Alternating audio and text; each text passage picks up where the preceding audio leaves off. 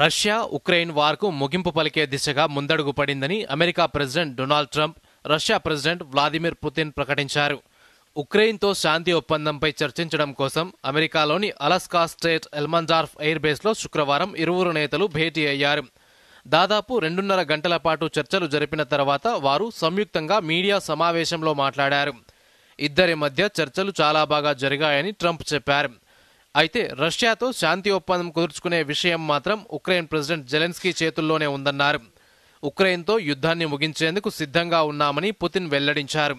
తదుపరి దశ చర్చల కోసం మాస్కోకు రావాలని ఆయన ఆహ్వానించగా బహుశా తదుపరి భేటీ అక్కడే జరగొచ్చని ట్రంప్ అన్నారు.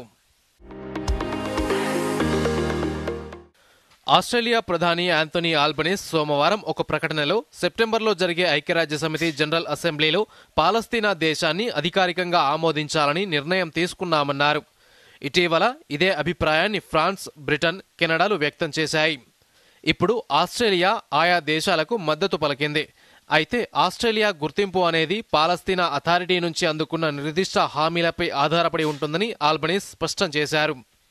వీటిలో హమాస్ను పాలస్తీనా ప్రభుత్వం నుంచి తొలగించడం, గాజాను సైనికీకరణ నుంచి విముక్తి చేయడం, స్వేచ్ఛాయుతమైన, నిష్పాక్షికమైన ఎన్నికలు నిర్వహించడం మొదలైనవి ఉన్నాయి. తూర్పు లదాఖ్లోని గల్వాన్లో ఇరు దేశాల మధ్య ఘర్షణతో స్తంభించిన భారత్-చైనా దౌత్య సంబంధాల పునరుద్ధరణకు ప్రయత్నాలు జరుగుతున్నాయి. పలు దౌత్య సంబంధాలపై ఇరు దేశాలు చర్చలు జరుపుతున్నాయి.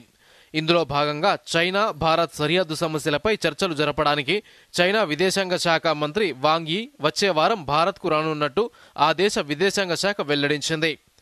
3 రోజుల పర్యటనలో భాగంగా వాంగ్ యీ రేపటి నుంచి ఈ నెల 20 వరకు భారత జాతీయ భద్రతా సలహాదారు అజిత్ డోబాల్, విదేశాంగ మంత్రి జయశంకర్ సహా పలువురు మంత్రులతో సమావేశమవ్వనున్నట్టు సమాచారం.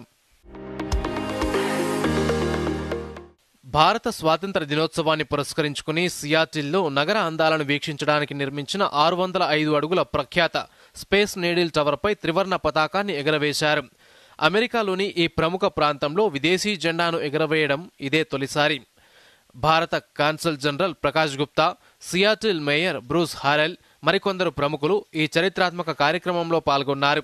దీనికి ప్రవాస భారతీయులు పెద్ద సంఖ్యలో హాజరయ్యారు.